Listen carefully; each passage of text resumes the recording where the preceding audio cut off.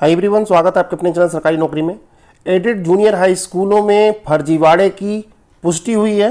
गोरखपुर का मामला है। गोरखपुर मंडल के चारों जिले गोरखपुर, कुशीनगर, महाराजगंज, देवरिया में अध्यापक 75 की संख्या में गोरखपुर में, कुशीनगर में 45 की संख्या में, 21 महाराजगंज और 65 देवरिया के अध्यापक फर्जी तरीके से नियुक्ति पा करके विद्यालयों में पढ़ा रहे हैं। मामला है सूबे के एडेड जूनियर हाई स्कूल के वर्ष 2019 में प्रबंधक द्वारा गैर कानूनी रूप से शिक्षकों की नियुक्ति कर दी गई और नियुक्ति की जांच अब की जाएगी। इस दौरान नियुक्तियों की संख्या जो भी दी गई है, अगर उसमें से कोई भी गलत पाया जाता है तो उसे निरस्त करके उसके संबंध में कार्रवाई की जाएगी, उसके विरुद्ध कार्रवाई की जाएगी। और शासन ने सभी एडी बेसिक को निर्देश जारी किया है और पत्र मिलते ही जैसे ही मंडल के समस्त बीएससी को इस बारे में शीघ्र जानकारी उपलब्ध कराने को कहा गया है। कहा गया है कि जैसे मुख्यमंत्री पोर्टल पर इसे शिकायत की गई है और कहा गया है कि प्रदेश में अशासकीय सहायता प्राप्त जूनियर हाई स्कूल में 2019 में प्रबंधकों ने कई अध्यापकों की नियुक्तियों में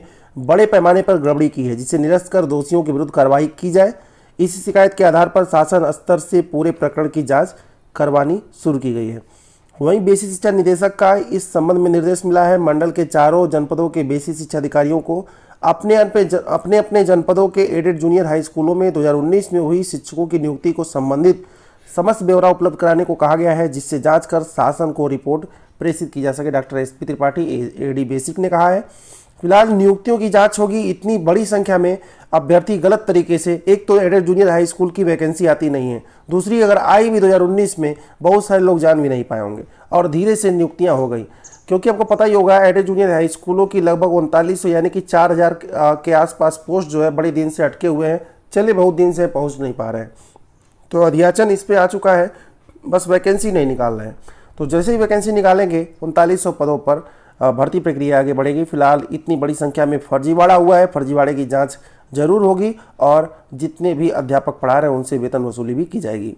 वही बात करें अगर टीजीटी पीजीटी 2020 का जो वैकेंसी अभी आया है, इसमें आपको पता ही होगा कि आपकी टीजीटी में कोई किसी तरह का इंटरव्यू नहीं होना है। इस बार पीजीटी में इंटरव्यू होना है और इसीलिए टीजीटी में इंटरव्यू ना होने की वजह से ही, क्योंकि काफ़ी सारे सब्जेक्ट होते हैं और इसका इंटरव्यू कराना फिर पीजीटी का कराना काफ़ी लंबा समय लग जाता है, जिसको देखते हुए टीजीटी में अब की इस बार इंटरव्यू को बाहर कर दिया गया है और इससे काफ़ी समय बचेगा और भर्ती प्रक्रिया जल्द से जल्द पूरी होगी।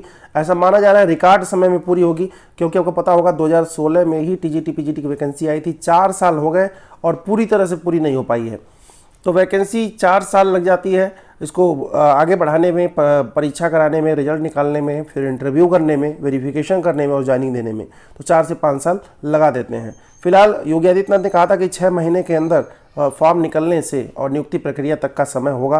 फिलहाल ये रिकॉर्ड समय जो 6 महीने का कहा जा रहा है, कितना सही हो पाता है, कितना धरती पर उतर पाता है। आसमान में मौखिक रूप से बोल देना कि 6 महीने भर्ती प्रक्रिया पूरी हो जाएगी और उसे साबित करना कि 6 महीने भर्ती प्रक्रिया पूरी हो रही है, दोनों ही बहुत अलग है। तो टीजीटी पीजीटी की तैयारी करने वाले अभ्यर्थियों के लिए रात भरी खबर है। टीजीटी के इंटरव्यू ना होने से समय तो बचेगा ही। वास्तव में अगर ये सब कुछ भर्ती प्रक्रिया सही तय समय पे हुई, जो भी शेड्यूल है इस भर्ती प्रक्रिया को करने का, तो भर्ती प्रक्रिया जल्द से जल्द ही निपट जाएगी। फिलहाल 2022 के चुनाव को देखते हुए ये भर्ती प्रक्रिया शायद लाई गई है, तो आप मान के चलें कि 1.5 से 2 साल ये लोग लगा देंगे इस भर्ती प्रक्रिया को पूरा करने में। अगर ज़्यादा तेज़ी दिखाए चुनाव को देखते हुए तो 6 महीने में भी भर्ती प्रक्रिया पूरी की जा सकती है, कोई बहुत बड़ी बात नहीं है।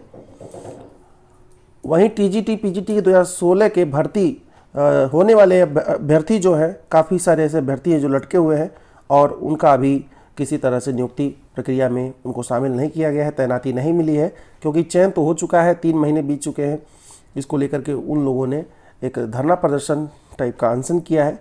और वहीं प्रधानाचार्य के पदों पर भर्ती का इंतजार करने वाले अभ्यर्थी, अभी ये विवादित थोड़ा सा है ये विज्ञापन, क्योंकि टीजीटी पीजीटी 2020 का विज्ञापन जारी कर दिया गया, लेकिन प्रिंसिपल का जो पोस्ट था उसका विज्ञापन जारी नहीं किया गया है। और जो भी पद आएंगे, साथ ही 1453 पद हैं जो प्रधानाचार्य के, उसके लिए भी जल्द ही विज्ञापन जारी किया जाएगा।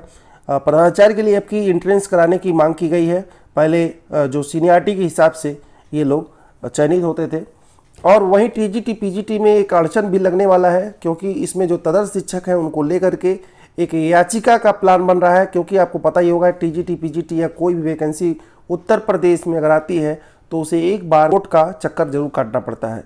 तो इस तरह के कुछ मामले बन रहे हैं। फिलहाल अभी कुछ स्पष्टीकरण नहीं आया है, लेकिन अभ्यर्थियों के मन में प्लान है। तदर्थ शिक्षकों के वेटेज अंकों से संबंधित मामला जो है काफ़ी अटक सकता है। फिलहाल जैसे कुछ अन्य अपडेट आएगा आपको बता दिया जाएगा। धन्यवाद।